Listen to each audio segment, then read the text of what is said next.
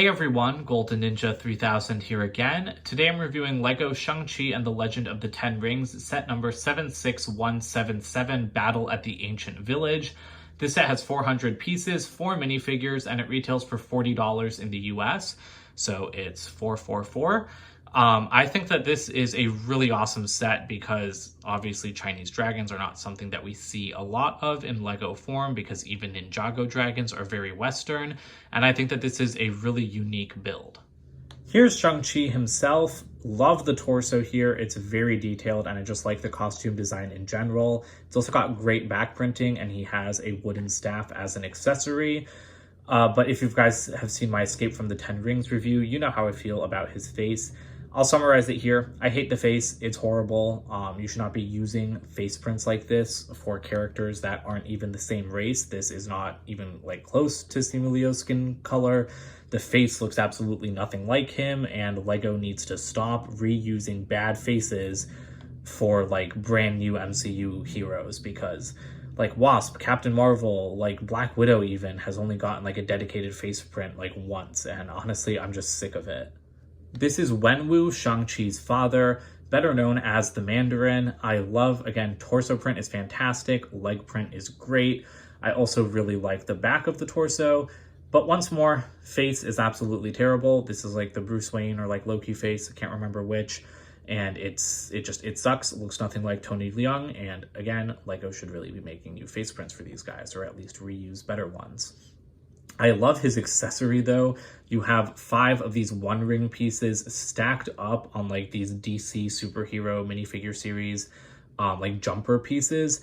It's hilarious to me, and I originally thought that this was LEGO trying to make it look like he's wearing the rings because the rings go around your arms in the movie. But now I realize that the rings actually just look like this. Like in a recent TV spot, they look like this flying through the air because they just zoom and like spin around everywhere and fly in the air depending on who's controlling them. So I think that this is such a creative way for LEGO to represent that, and it's one of my favorite parts of the set. Xialing is Shang-Chi's sister, and once again, I love her torso print. I think that it looks great and it really matches his. The only thing I could have asked for was like a little bit of hip or leg printing because she does have like little cloth pieces that go down onto her legs, and I would have liked to have seen that continue. I think the hair is okay. LEGO doesn't have a great option for bobs, so it's not like they could have done anything else. Torso print on the back is great as well. The face is, it's okay. I get why they chose this face. It's the Tonks face, and this is the same one that's on the Stealth Suit Captain Carter figure. I think that this side of the face is really bad for Xialing, and I think it's bad for Captain Carter as well. The angry face definitely works a little bit better, but it still isn't great. Like, they only chose it because this is like one of the only LEGO female faces with like dark red lipstick. But Xialing doesn't seem to be this emotional based on the trailers. She seems to have like a very kind of like, she always just looks neutral. So I would have really liked to have seen a neutral expression here. Lastly, we've got Death Dealer. This character looks insanely cool in the trailers, and so I'm disappointed a little bit in his minifigure. Once more, great torso. It's got really fine like black printing. I hope that's showing up well. Like, it's black on dark blue, so it's almost impossible to see, but it creates like almost a chainmail effect on him. And he does have a little 10 Rings logo over there. He's holding a couple of sais. What I don't like about his face print is that the white isn't that opaque. I'll bring Xialing up. Like, the white on his face should be the color of her torso, not all washed out like that. And then the other thing I don't like is that he has great back torso printing, and he has back of the head printing showing his ponytail, but I don't know why LEGO didn't give him a physical ponytail. LEGO has a physical ponytail piece that looks almost exactly like Death Dealer's ponytail, so all that LEGO would need would be like a dark red stud on top of the head and then the ponytail piece, and that would make this a perfect figure. And then we've got Morris. I did talk about him in the last review as well, but it seems to be a Chinese spirit with 6 legs and 4 wings that is faceless. A little bit inaccurate to the movie, but overall, I just think it's a really cool new mold, and I definitely appreciate getting weird new LEGO creatures. The only build of this set is the water dragon known as the Great Protector based on other merchandise. And I think that this looks really cool. It's very serpentine because Chinese dragons are very serpentine. They just have long, thin bodies with 4 legs, but they don't have any wings. So I'm hoping this thing is going to fly in the movie. We've seen it in water in a trailer, but I've heard there are a lot of surprises for the 3rd act. So I'm really hoping that we see this thing fly. And I'm kind of hoping it flies like the dragons from Raya and the Last Dragon, where it looks like they're swimming through the air. This water base is really nice, and you can remove the dragon from it. However, it can't really stand up on its own. You can see it's got like a pin to hold it in. Hey, that kind of rhymed. But this base is super nice, and you've got like these power burst pieces with like these new stands that, you know, make it look like water's shooting out as it comes out. And I just really love that. You can adjust the angles of those. And again, it's a very nice kind of like display stand almost for this dragon. And I'm really glad that it was included. So the first thing you'll notice is that this dragon is basically built upside down. Like all of the studs are facing this way, and then all of like the anti-studs and underneath bits are facing this way. So that is a really interesting technique. And the other thing that you'll notice is that there is a ton of stickers. There are so many stickers in this set. It is like absolutely insane. You've got like a couple over there. You've got them like all over the front. You have them, you know, like going down to the back. And then once you flip that over, there's even more stickers. There's just stickers everywhere, and even though they add a lot of nice detail, I think that it is total overkill, and if LEGO needed to have that many patterned pieces, they should have just shelled out and printed some. So what you see is basically what you get here in terms of the body sections. I don't want to waste a ton of time going over all of them, so let's start getting straight into articulation. You have a joint here, and then you've got these little feet, and I guess I should zero in on the feet a little bit more, but they have like very stubby little legs. And then the claws are very nice though. I like these 3, you know, like red talons, and then you have one white one over here, and it can grab a figure in its claws if you want it to. And then you've also got a lot of this nice aqua color. You just have like very wavy patterns along the side. It can be a very finicky build though, and that's why I'm almost surprised that this isn't an 18+ set, because between the stickers, the display stand, and all of like the tiny little fine details, it doesn't feel like a set made for ages 8 and up, which is what the box says. You've also got some ball joints down here, and then the tail is wonderful. Again, a couple of stickers there, but I really, really like just like how fanned it looks, and you can actually fan these pieces out a little bit more. I don't even know where these pieces originated, but I've been seeing them in sets in 2021, and I just love them. They were also in some of the Ninjago sets, and they're just great. Meanwhile, moving up, you've got a couple more legs. You can see this thing's like wobbly a little bit. Like I thought it was going to fall off. It's not really going to fall off. It's just kind of because of the way that it's designed.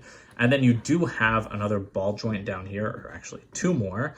So that works out pretty well. And then there is one more right here, and you can rotate that as well. So that's kind of fun. I mean, look, he's leaning over. Getting up even higher, there are a couple of Mixel's ball joints over here. These are like the ratcheted ones. These are more of the smooth ones. That's an interesting way to make that joint, but it is very strong. And then you've got another 2 for the head. So the head can't turn side to side. That is a little bit annoying to me, but at least the neck can turn here. It's not like the best solution to me. I really wish that you could either turn it side to side at like either of these 2 points of motion, but it's okay. The head itself is fantastic. I love the way that the designer built it. It's got new printed pieces for the eyes, sticker on top, more of those wonderful like talon pieces back here. I really love the back of the head where like all of that like waviness is. And the eyes are even put on flipper pieces. And then inside the mouth, it's spitting out water from another one of those like DC jumper pieces, jumper pose pieces. And you can open and close the mouth. So it can do everything you want from a dragon, and you can remove that water spout piece quite easily if you actually don't want it to be spitting water. I say that, and then I break the build, but yeah, you can just put his little like tongue back in his mouth, and everything's breaking now. And now you guys can see why I don't think this set is for play. It's quite fragile, not in a way where everything is going to break apart, but just in a way where I don't want to handle this too roughly. And because you've got all those joints, you can really splay this thing out. I mean, like you can make this dragon just, there you go. You can make it into a very, very long thing, and that's fun, but I mean, it's not like the best balanced. Again, I don't like, this thing is not for play. It isn't. It's not just that I don't want to play with it. It's that it's fragile. The weight is like kind of wonky at times, and I would not recommend like messing around with it. Like you can't really take it off the stand. It's just, it's a good build. It's a very interesting build. I just don't really think it's for kids. And here's one last look at, all of like those dark red bits, because I kind of glossed over that in the beginning. Love those stickers, just wish that they were all prints instead of stickers. Here are the extra pieces, and I'll take this opportunity to point out that while LEGO doesn't claim that you'll end up with 10 rings because you only get 7 officially across all of the sets, because each set comes with 2 extra rings, you will end up with a total of 11. So you'll get your 10 rings, but just not according to LEGO.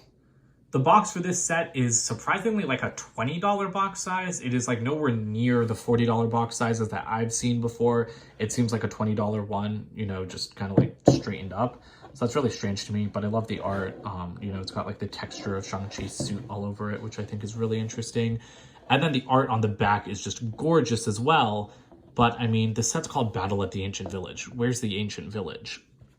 There's a decent sized instruction manual, and at the back you do have an ad for the 2021 mechs, as well as the comic book sets, but no ad for the other Shang-Chi sets.